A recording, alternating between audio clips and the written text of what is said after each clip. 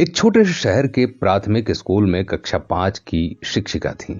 उनकी एक आदत थी कि वो कक्षा शुरू करने से पहले हमेशा आई लव यू ऑल बोला करती थी। मगर वो जानती थी कि वो सच नहीं कहती। वो कक्षा के सभी बच्चों से उतना प्यार नहीं करती थी। कक्षा में एक ऐसा बच्चा था जो उनको एक आंख नहीं भाता।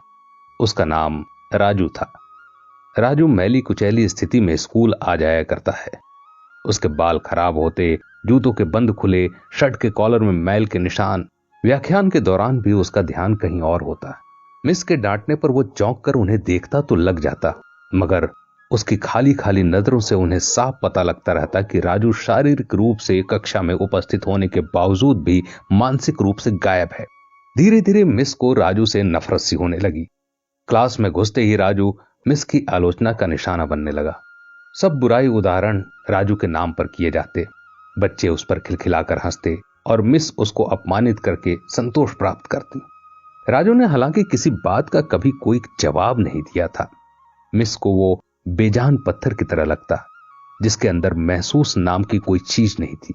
प्रत्येक डांट, व्यंग और सजा के जवाब में वो बस अपनी भावनाओं से खाली नजरों से उन्हें देखा करता और सिर झुका लेता। मिस को अब इससे गंभीर चिढ़ हो चुकी थी। पहला सेमेस्टर समाप्त हो गया और रिपोर्ट बनाने का चरण आया तो मिस ने राजू की प्रगति रिपोर्ट में वो सब बुरी बातें लिख मारी। प्रगति रिपोर्ट माता पिता को दिखाने से पहले हेड मिस्ट्रेस के पास जाया करती थी। उन्होंने जब राजू की रिपोर्ट देखी तो मिस को बुला लिया। मिस, प्रगति रिपोर्ट में कुछ तो प्रगति भी लिखनी चाहिए। आपने तो जो कुछ लिखा है इससे राजू के पिता इससे बिल्कुल निराश हो जाएंगे। मैं माफी मांगती हूं, लेकिन राजू एक बिल्कुल ही अशिष्ट और निकम्मा बच्चा है।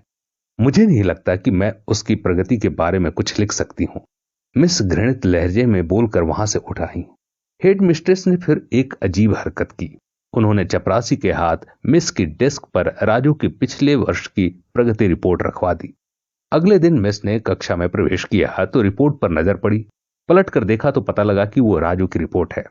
पिछली कक्षाओं में भी उसने निश्चय ही यही गुल खिलाए होंगे, उन्होंने सोचा और कक्षा 3 की रिपोर्ट खोली। रिपोर्ट में टिप्पणी पढ़कर उनकी आश्चर्य की कोई सीमा न रही जब उन्होंने देखा कि रिपोर्ट उसकी तारीफों से भरी पड़ी है। राजू जैसा बुद्धिमान बच्चा मैंने आज तक नहीं देखा। बेहद संवेदनशील बच्चा है और अपने मित्रों और शिक्षक से बेहद लगाव रखता है। अंतिम सेमेस्टर में भी राजू ने प्रथम स्थान प्राप्त कर लिया है। मिस ने अनिश्चित स्थिति में कक्षा 4 की रिपोर्ट खोली। राजू ने अपनी मां की बीमारी का बेहद प्रभाव लिया है। उसका ध्यान पढ़ाई से हट रहा है। राजू की मां को अंतिम चरण का कैंसर हुआ है। घर पर उसका और कोई ध्यान रखने वाला नहीं है, जिसका गहरा प्रभाव उसकी पढ़ाई पर पड़ा है।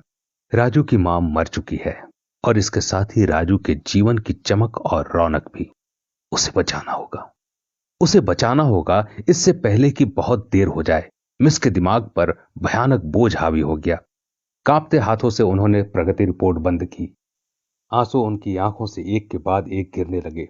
अगले दिन जब मिस कक्षा में दाखिल हुई तो उन्होंने अपनी आदत के अनुसार अपना पारंपरिक वाक्यांश आई लव यू ऑल दोहराया।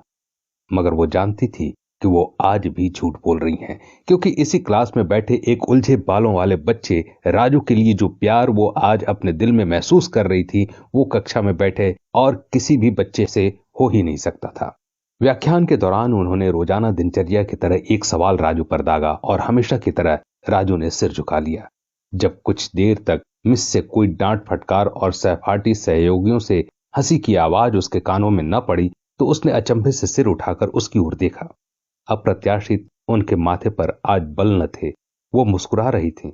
उन्होंने राजू को अपने पास बुलाया और उसे सवाल का जवाब बताकर जबरन दोहराने के लिए कहा। राजू 3-4 बार के आग्रह के बाद अंततः बोल ही पड़ा। इसके जवाब देते ही मिस ने न सिर्फ खुद खुश अंदाज होकर तालियां बजाई बल्कि सभी से भी बजवाई। फिर तो यह दिनचर्या बन गई। मिस हर सवाल का जवाब अपने आप बताती और फिर उसकी खूब सराहना तारीफ करती। प्रत्येक अच्छा उदाहरण राजू के कारण दिया जाने लगा। धीरे धीरे पुराना राजू सन्नाटे की कब्र फाड़कर बाहर आ गया। अब मिस को सवाल के साथ जवाब बताने की जरूरत नहीं पड़ती। वो रोज बिना त्रुटि उत्तर देकर सभी को प्रभावित करता और नए नए सवाल पूछकर सबको हैरान भी। उसके बाल अब कुछ हद तक सुधरे हुए होते, कपड़े भी काफी हद तक साफ होते, जिन्हें शायद वो खुद धोने लगा था। देखते ही देखते साल समाप्त हो गया और राजू ने दूसरा स्थान हासिल कर लिया, यानी दूसरी क्लास। विदाई समारोह में सभी बच्चे मिस के लिए सुंदर उपहार लेकर आए और मिस की टेबल पर ढेर लग गए। इन खूबसूरती से पैक हुए उपहार में एक पुराने अखबार में बदसलीके से पैक हुआ एक उपहार भी पड़ा था। बच्चे उसे देखकर हंस पड़े। किसी को जानने में देर न लगी कि उपहार के नाम पर ये राजू लाया होगा। मिस ने उपहार के इस छोटे से पहाड़ में से लपक कर उसे निकाला। खोल कर देखा तो उसके अंदर एक महिलाओं की इत्र की आधी इस्तेमाल की हुई शीशी और एक हाथ में पहनने वाला एक बड़ा सा कड़ा था, जिससे ज्यादातर मोती झड़ चुके थे। मिस ने चुपचाप इस इत्र को खुद पर छिड़का और हाथ में कंगन पहन लिया। बच्चे ये दृश्य देखकर हैरान रह गए, खुद राजू भी। आखिर राजू से रहा न गया, मिस के पास आकर खड़ा हो गया। कुछ देर बाद उसने अटक अटक कर मिस को बताया, आज आप में से मेरी मां जैसी खुशबू आ रही है। समय पर लगाकर उड़ने लगा।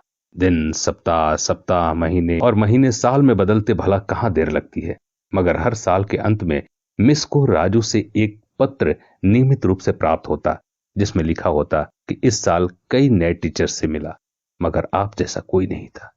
फिर राजू का स्कूल समाप्त हो गया और पत्रों का सिलसिला भी। कई साल आगे गुजरे और मिस रिटायर हो गई। एक दिन उन्हें अपनी मेल में राजू का पत्र मिला, जिसमें लिखा था, इस महीने के अंत में मेरी शादी है और आपके बिना शादी की बात मैं नहीं सोच सकता। एक और बात, मैं जीवन में बहुत सारे लोगों से मिल चुका हूं, आप जैसा कोई नहीं। डॉक्टर राजू। साथ ही विमान का आने जाने का टिकट भी लिफाफे में मौजूद था। मिस खुद को हरगिज न रोक सकती थी। उन्होंने अपने पति से अनुमति ली और वो दूसरे शहर के लिए रवाना हो गई। शादी के दिन जब वो शादी की जगह पहुंची तो थोड़ी लेट हो चुकी थी। उन्हें लगा समारोह समाप्त हो चुका होगा, मगर ये देखकर उनके आश्चर्य की सीमा न रही कि शहर के बड़े बड़े डॉक्टर, बिजनेसमैन और यहां तक कि वहां पर शादी कराने वाले पंडित जी भी थक गए थे कि आखिर कौन आना बाकी है। मगर राजू समारोह में शादी के मंडप के बजाय गेट की तरफ टकटकी लगाए उनके आने का इंतजार कर रहा था। फिर सबने देखा कि जैसे ही ये पुरानी शिक्षिका ने गेट से प्रवेश किया, राजू उनकी ओर लपका और उनका वो हाथ पकड़ा जिसमें उन्होंने अब तक वो सड़ा हुआ सा कंगन पहना हुआ था, और उन्हें सीधे मंच पर ले गया। माइक हाथ में पकड़कर उसने कुछ यूं बोला, दोस्तों, आप सभी हमेशा मुझसे मेरी मां के बारे में पूछा करते थे और मैं आप सबसे वादा किया करता था कि जल्द ही आप सबको उनसे मिलाऊंगा।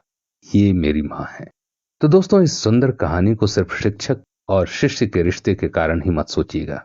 अपने आसपास देखें, राजू जैसे कई फूल मुरझा रहे हैं जिन्हें आपका जरा सा ध्यान, प्यार और स्नेह नया जीवन दे सकता है। तो कैसी लगी ये कहानी? कमेंट बॉक्स में लिखकर जरूर बताएं।